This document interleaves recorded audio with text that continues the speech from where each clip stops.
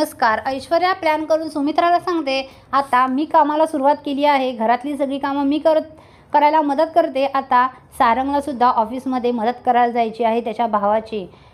जाऊ दे का त्याला ऑफिसमध्ये कामाला. तेव्हा लगेच जानकी म्हणते हो हो खुशाल जाऊ दे. तेव्हा लगेच म्हातारी म्हणजे आजीमध्ये पचकते आणि म्हणते हो हो दोन्ही भाऊ एकत्र काम करत असतील तर चांगलंच आहे ना, दोघांमधली तेवढी दरी मिटेल. सारंग म्हणतो हो ना, आणि दादा मला आता खरंच माफ करेल म्हणून मी जातो आहे. तेव्हा जानकी मनात म्हणते तुमच्या सगळ्यांचा प्लॅन माझ्या बरोबर लक्षात येतोय. जानकी म्हणते हो हो नक्की जा सारंग भाऊजी, तुम्ही नक्की जा. आता सारंग जाऊन तयार होऊन येतो. तेवढ्यात जानकी ही मुद्दाम फोन हातात घेते, कानाला लावते आणि ऋषिकेशला म्हणते ऋषिकेश अहो सारंग भाऊजी ऑफिसला येत आहे. काय? जर ते आले तर तुम्ही त्यांना खुर्ची फेकून माराल? प्लीज असं करू नका, तुमचा ते भाऊ आहेत. अहो असं नका वागू. मी तुमच्यासाठी ना छानपैकी आंब्याचा रस पाठवते. तेव्हा ते म्हणतात जर त्याच्यासोबत पाठवलं त्याला ऑफिसमध्ये पाठवलंस ना तर मी त्याला आंब्यासारखा पिळेन. काय तुम्ही त्याला आंब्यासारखा पिळणार?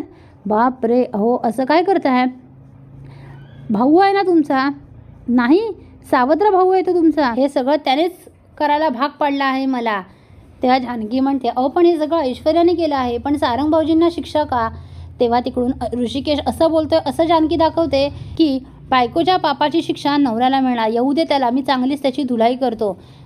तेव्हा जानकी म्हणते काय तुम्ही त्यांची धुलाई करणार? पण प्लीज प्लीज ऋषिकेश असं करू नका. ओ असं काय करताय तुम्ही?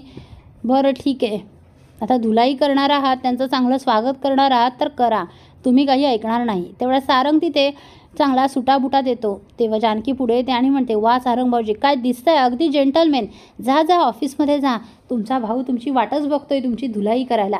तेव्हा सारंग घाबरतो आणि म्हणतो काय मी काय माणूस आहे, मी काय फळ नाही आहे मला पिळून काढायला.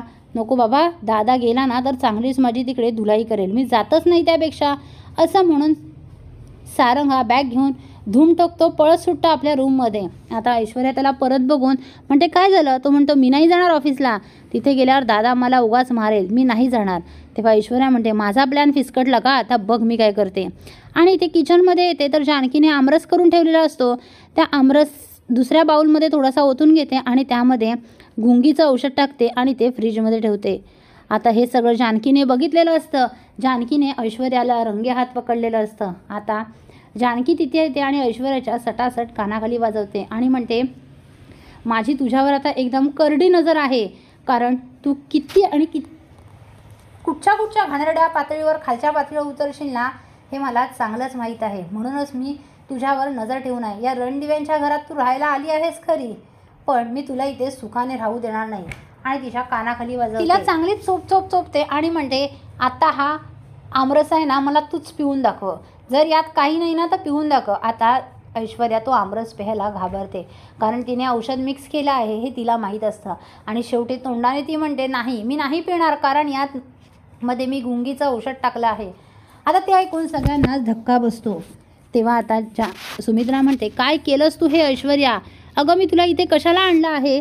अशा करामती करायला का? नीट शांतपणे राहा ना. तेव्हा आता ऐश्वर्या परत एकदा सगळ्यांची माफी मागते आणि म्हणते मी परत नाही असं करणार. आता जानकी मनात म्हणते तुझी ही सगळी नाटकं मला माहीत आहे, फक्त आता थोडे दिवस थांब. नाही या घराच्या हाताला बाहेर काढून तुला काढलं नाही तर तू स्वतःहून गेलीस ना, नाव नाही सांगणार जानकी. तर आता जानकी प्लॅनवर प्लॅन करून ऐश्वर्याच्या नाकी नऊ आणणार आहे. ते पाहणे कमालीचे ठरणार आहे.